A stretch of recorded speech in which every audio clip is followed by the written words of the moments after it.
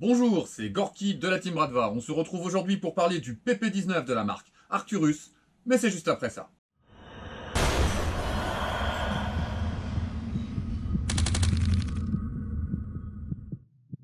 En introduction, je souhaiterais remercier Nicolas, et bien sûr, qui me prête sa réplique. Et comme c'est le mécano de notre team, eh bien, il l'a ouverte et je vais pouvoir vous implanter quelques petites vidéos de l'interne et vous faire quelques commentaires sous sa guidée, bien sûr, puisque je n'ai jamais fait l'impasse sur une forme d'incapacité en mécanique me concernant. Je tiens à remercier aussi au passage, bien sûr, notre partenaire Airsoft Entrepôt, qui continue à nous faire confiance et qui m'ont envoyé, là vous la voyez pas, mais j'ai une AK-74M de la marque Lanceur Tactical que je vous présenterai la semaine prochaine. Je prends quelques secondes pour remercier les 60 joueurs qui ont joué avec nous sur Lands of War le dimanche 5 juin dernier. C'était super les gars, et malgré les conditions atmosphériques, eh bien on a eu du fair play, de la sécurité, on n'a pas eu de blessures à déplorer, on s'est beaucoup amusé et c'est grâce à vous les gars. On revient maintenant à notre réplique. Je ne fais pas de petits points wiki comme j'ai pas mal de choses à dire et j'ai pas vraiment trouvé des choses dont j'étais sûr des sources. Donc si certains peuvent nous faire un petit détail, une petite historique, n'hésitez pas à prendre quelques lignes en commentaire. Moi j'ai préféré passer sur ce moment-là. Elle nous arrive dans cette boîte sur fond blanc. C'est assez inhabituel sur les boîtes d'airsoft. Pour le noter, vous savez que moi je ne suis pas fan des boîtes. Mais là voilà, le gars avec CNVG, c'est plutôt sympa. À l'intérieur de la boîte, on va avoir le PP19, on va avoir son chargeur en 9x19 et on va avoir des petits goodies et des petites choses un petit peu plus pratiques. En goodies, eh bien, on va avoir un bracelet de récupération de la sudation, voilà, à mettre sur le poignet quand on a chaud. Alors, c'est pas anodin. On arrive là sur une période d'été. Nous, on a une OP qui est prévue, l'OP de la TAT, premier week-end de juillet. D'ailleurs, je vous encourage à nous rejoindre. On est inscrit avec la Bradva du côté des camos et on vous attend côté civil pour qu'on puisse échanger des billes. N'hésitez pas, je pense qu'il reste quelques places. C'est l'occasion de se rencontrer et de nous amuser sur 2 journées. C'est vraiment top. Vous allez avoir un petit patch Arcturus Tactical. Voilà. Alors, je vous ai pas montré le bracelet de gestion de la sudation. Tout à fait sympa. On va avoir quelque chose d'extrêmement bien vu. Eh bien, nous avons une réplique qui nous arrive connectée en DIN. Et si vous n'avez pas de batterie DIN, eh bien, vous avez un adaptateur DIN vers Mini Tamiya. Bien vu les gars.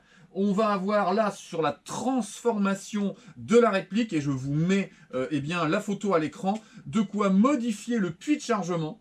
Voilà, cet objet-là, ainsi que les clés Allen et les petites vis qui vont vous permettre de le poser. C'est pour changer cette pièce que vous avez en dessous ici, pour une pièce qui sera plus évasée et qui va vous permettre, on va dire, d'avoir un chargement tactique qui est censé être plus efficace. Moi, je trouve que c'est pas forcément plus efficace quand on a l'habitude de gérer ce genre de chargeur. Et en plus, je trouve ça très inesthétique. Ça, c'est encore une fois une question de goût. Vous allez avoir aussi dans cette boîte une tige de nettoyage. Ça, c'est pas mal quand c'est votre première réplique.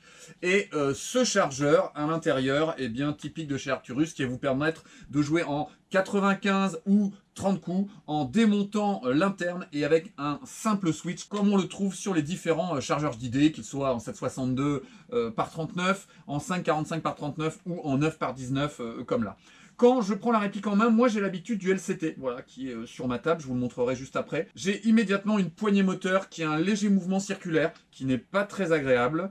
Je remarque qu'on a une jolie peinture mate, du plus bel effet. Je vois aussi que par rapport à mon LCT, on va avoir un sélecteur de tir de type X47 ici, de série, là, ici. Voilà, sélecteur tactique de type X47 qui permet d'actionner avec l'index plutôt que simplement le pouce, d'accord, ou avec 2 doigts. Donc ça, c'est pas mal. En sortie de boîte, je vois aussi qu'on va avoir un marquage 9 par 19 ici, que l'on n'a pas sur le LCT. J'espère que vous voyez bien. Et on va avoir aussi un levier d'armement qui est beaucoup moins costaud, beaucoup moins épais que sur ma LCT. Voilà pour les changements. J'avais remarqué aussi en faisant le tour que la peinture de la mienne résistait beaucoup mieux. Vous voyez là, le sélecteur de tir a été utilisé, je sais pas moi, une quinzaine de fois et ça a mordu jusqu'à l'acier. alors que sur ma LCT, on découvre à peine l'acier, alors que la réplique a presque 2 ans. Je l'ai acheté au moment de la sortie, oui, elle a peut-être 2 ans. Vous voyez ici? Voilà, donc pas de marquage, mais on va avoir quelque chose qui fait un petit peu plus solide.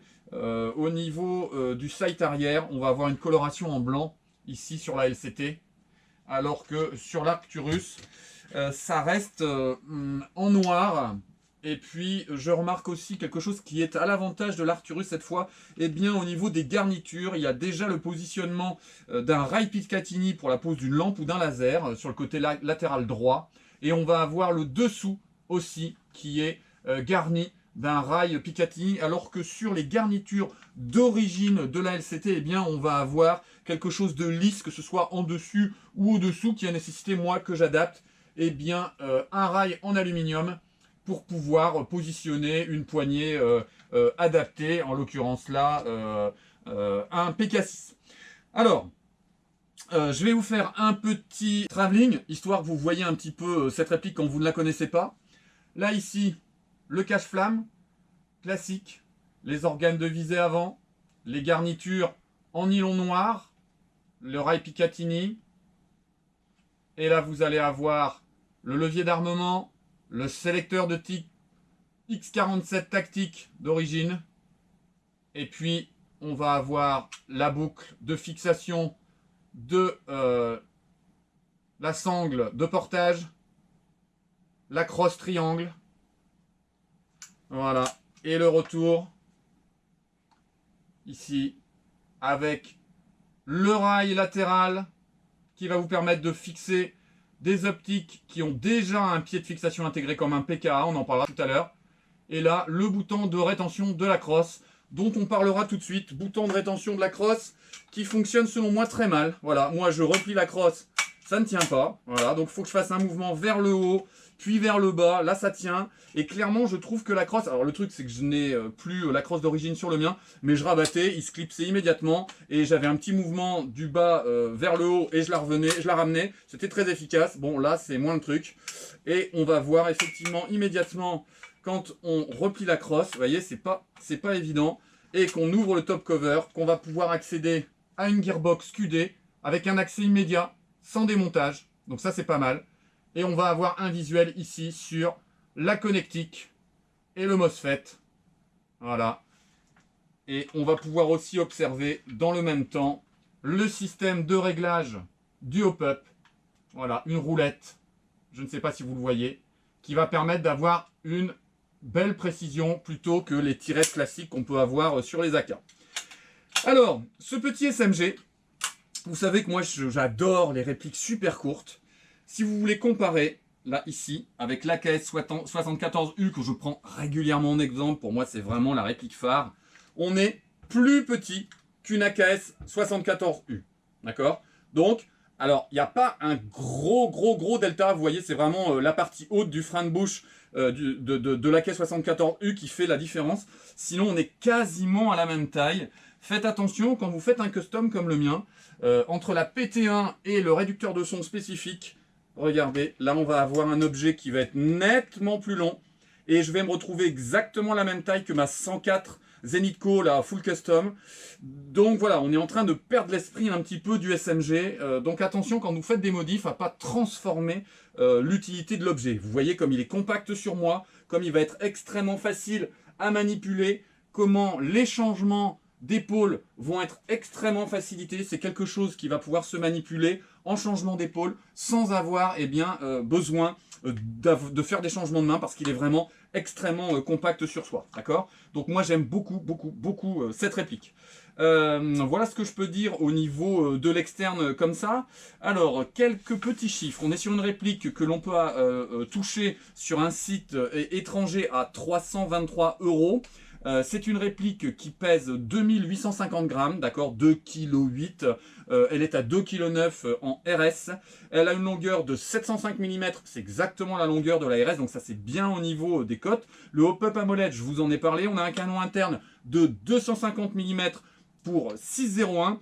La gearbox est une gearbox QD V3 avec accès direct. On a un MOSFET intégré, un micro switch, un câble HDIN et bien sûr un chargeur 9530. On n'en a qu'un. Je regrette qu'il n'y en ait qu'un. 2, ça aurait été pas mal pour avoir un kit de débarrage un petit peu plus complet. L'arbitrage à l'aimant va être extrêmement rapide, on va pas perdre de temps. Full acier à part la queue de détente, même le rail latéral, d'accord? Donc on a une belle pièce, quelque chose qui respecte les attentes des joueurs sur un interne qui va être véritablement qualitatif et qui va être agrémenté par rapport au LCT, du X47, du petit marquage 9x19 et de garnitures nylon qui vont être modernisées avec un rail Picatinny déjà en dessous et sur le côté. Donc ça c'est vraiment extrêmement sympa. Alors, on va prendre le temps d'écouter ce petit moteur pour voir ce que ça donne. Le moteur dont on parlera aussi quand on aura le descriptif de la mécanique interne. Voilà, voilà. Donc, une mécanique qui est parfaitement faite pour travailler en 11.1. N'hésitez pas, hein. C'est mis sur le descriptif et les spécifications commerciales. Mais on est vraiment avec ce qu'on a trouvé à l'intérieur. Il ne faut pas hésiter. Ça va tenir sans souci, hein. Alors, en semi,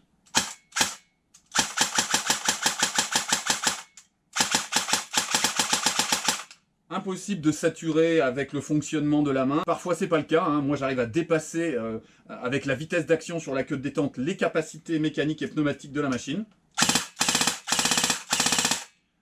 On a plutôt une belle efficacité au niveau de la fréquence de tir en fait, hein. Je vous mettrai le chiffre à l'écran, voilà, en RPM, le chiffre exact pour vous donner la capacité de cette machine à cycler, en sachant que là on a un gros ressort. Il a commandé en sortie de boîte, puisqu'on peut le faire sur le site dont je ne parle pas, eh bien le type de ressort. Et donc là il est parti sur un ressort 370 fps et on est effectivement sur une réplique qui tourne aux alentours de 370-380 fps. Je la démonte pour des questions de sécurité, voilà, et on va continuer. Alors, cette réplique, si on parle maintenant de ce qu'il a trouvé à l'intérieur et des problématiques de démontage. Sur le démontage, la vis BTR d'assemblage entre le canon interne et le corps de la réplique, ceux qui ont l'habitude du démontage, d'accord, était foirée d'origine. D'accord? Donc c'est une petite vis BTR. J'espère que ce sera mieux pour votre version à vous. Mais là, la vis BTR, elle était bonne à changer. Sinon, ça allait être les ennuis pour la suite. Énorme point noir. Écoutez bien. On était obligé de démonter le bouton de rétention de crosse, ici. D'accord? On est obligé de démonter le système du bouton de rétention de crosse pour réussir à sortir la gearbox. Ça, c'est vraiment compliqué. Pas de possibilité non plus de démonter le bloc au pup sans sortir la gearbox. Donc, tu veux intervenir sur le bloc au pup, faut sortir la gearbox, donc faut démonter le bouton de rétention de la crosse. Ok, ça a quand même pas été pensé pour des gens qui sont pas quand même avec une appétence et des compétences au niveau de la mécanique. Moi déjà, la phrase elle est tellement longue, je me suis arrêté à la moitié. Les pièces mécaniques et pneumatiques qu'on a trouvées à l'intérieur. Un canon interne en acier, qui est censé être en 601, top, ça c'est bien, ça réduit les vibrations. Un jouet en pup classique à dents, j'ai une petite photo, je crois, qui va vous permettre de voir à quoi ça ressemble. Un bloc au pup en plastique monté sur ressort avec molette de réglage. Ça c'est bien la molette de réglage. Un moteur high torque que le mécanicien trouve un peu léger. Je répète, je l'ai déjà dit, il trouve tout un peu léger. Moi je le trouve plutôt efficace. Un guide ressort QD monté sur roulement, c'est qualitatif. Un nozzle plastique avec joint torique. Un piston avec des racks acier, ça c'est bien pour la solidité. Une tête de cylindre plastique métal, une tête de piston montée sur roulement. Un cylindre à fenêtre, j'ai les photos d'un certain nombre de choses. Un délayeur d'origine, c'est pas toujours le cas. Un micro switch et un MOSFET basique. Ça donne quoi sur les qualités de tir? Bah je comprends pas. Avec tout ça, ça devrait fonctionner. Mais sur les qualités de tir, j'ai quoi? J'ai une portée de 25 mètres avec des double fits toutes les 4 ou 5 tirs. Donc elle ne fonctionne pas du tout en fait, hein. Alors j'ai vu d'autres revues où il y avait vraiment des interrogations sur la qualité de la portée de l'ensemble. On a vraiment une machine de malade. Avec ce qu'on a à l'intérieur, je ne comprends pas qu'on ait ce fonctionnement. Après le changement du joint, pour un changement de joint basique, sans appui complexe ou quoi que ce soit, mais un joint silicone de qualité, on a un bon 55 mètres, mais sans avoir le petit vol que moi j'attendrais. Et si je force un peu sur la molette, ben, je finis par réduire la qualité de tir. Et j'ai toujours mes double feed tous les 4-5 tirs. Alors, Le mécano pense qu'on est comme d'habitude avec d'idées sur des ressorts qui poussent très fort. Chez Arcturus, les ressorts poussent très fort. J'ai déjà eu ça moi avec mes chargeurs d'AK. Et ça nous oblige régulièrement de renforcer le ressort du tappet plate. Pour ceux qui connaissent bien en mécanique, on recoupe 2 ou 3 spires, voire 4. Avec la dernière, on refait une boucle. Et le renforcement du ressort de tappet plate va permettre de supprimer les problématiques de feed. Sur les autres revues que j'ai vues, il n'y avait pas d'évoquer ces problématiques de feed. Donc c'est peut-être juste la nôtre. Mais si vous aussi vous avez des doubles feed, n'hésitez pas à nous en parler. Alors, sur l'état de l'interne, au moment où il l'a ouvert, le canon et le joint pop étaient à peu près propres. Des fois, ça nous arrive graissé, c'était pas possible. Là, c'était pas le cas. Les engrenages étaient à peu près bien calés. Donc ça, c'est plutôt sympa sur le montage d'origine. Le graissage était plutôt propre, un poids généreux mais plutôt propre. Et le test de la seringue, voilà, pour ceux qui font un petit peu de mécanique, nous amenait une réplique plutôt étanche. Donc quand on voit tout ça, on se dit que c'est quand même dommage qu'on finisse avec une portée de tir à 25 mètres, quoi. C'est vraiment affreux, quoi. Alors, si on fait un petit peu la conclusion des points négatifs et positifs. Alors, les points négatifs, la peinture est plutôt fragile, la vis d'assemblage qui est foirée d'origine, l'attache cross sur le corps que moi je trouve pas terrible, je vous la remontre ici, là, la petite attache cross ici sur le côté, ici, là, voilà, qui fonctionne pas très bien, avec une crosse que je trouve moins qualitative que celle de la LCT. Un démontage de gearbox qui est vraiment pas adapté, un bloc hop-up bloqué par la gearbox, une portée pas terrible, des doubles feeds, un ressort de tappet plate faiblard. La conclusion, avant même moi de regarder les points positifs, à titre perso, je suis un joueur isolé avec mes incapacités techniques, je regarde ma revue, je l'achète pas. Voilà. Franchement, je l'achète pas, d'accord ? Alors, au niveau des parties qualitatives, externe full acier, qualitatif et avec des petites choses supplémentaires vis-à-vis de la LCT, que ce soit le marquage ou les garnitures, ainsi que le X47 sur le côté, c'est sympa. La qualité des pièces mécaniques, pneumatiques, des câblages, vraiment, l'interne, moi je le trouve mais un exemple. Pour moi, l'interne de cette réplique est un véritable exemple. Et pour 2 petits détails et une mauvaise prise en compte de la puissance des ressorts du chargeur, et donc là je parle du ressort du tappet plate et de la qualité du joint, mais on se retrouve avec une réplique qui est... La nôtre, elle n'est pas jouable. Hein. 25 mètres, ça tombe comme ça avec des doubles fils, elle n'est pas jouable. Donc on en a pour 323 €, on a une machine à jouer exceptionnelle et qui ne fonctionne pas. Pour des tout petits détails, pour des détails à 5, 10 balles, 20 balles peut-être. Moi je suis prêt à payer 350 plutôt que 323, et avec ce qu'il y a dedans, tu changes le joint, tu changes le ressort, on en reparlera. Hein. Mais je suis sûr que tu prends avec 370 FPS, avec la qualité de l'interne et son étanchéité, la qualité du canon, on va prendre 60 mètres. 60 mètres avec un canon de 250. Hein. Moi, je suis sûr qu'on peut aller taquiner les Scorpions ASG avec la base de cet Arcturus. D'accord ? Une base interne nettement supérieure au LCT. Alors moi, le LCT, j'avais des problèmes de feed. L'Arcturus tire pas, j'ai du double feed. À quel moment on va se retrouver avec un PP19 à peu près efficace ? Voilà, bon là, je suis à la limite du coup de gueule parce que franchement, je trouve que c'est un gâchis. Moi, je suis mais super déçu. Pour moi, c'est une réplique que j'adore. Et en plus, les chargeurs Arcturus sont pas compatibles avec les chargeurs LCT. Ils sont tout petits, mais tout petits, et donc ils s'accrochent pas dedans, ils bougent à mort. Et évidemment, les chargeurs LCT ne peuvent pas rentrer du tout dans le bloc de l'Arcturus. Alors j'ai pas essayé avec le puits élargi, mais de toute façon les chargeurs LCT sont pas du tout qualitatifs, donc je vois pas l'intérêt. Bien. On arrive à la fin de cette revue, j'espère que je n'ai pas dégoûté ceux qui auraient voulu se l'acheter, mais comme je vous l'ai déjà dit, moi je vous dois non pas la vérité, mais mon avis à moi je vends rien du tout, d'accord ? Mais dans l'état actuel des choses, voilà, très grande déception sur cette réplique.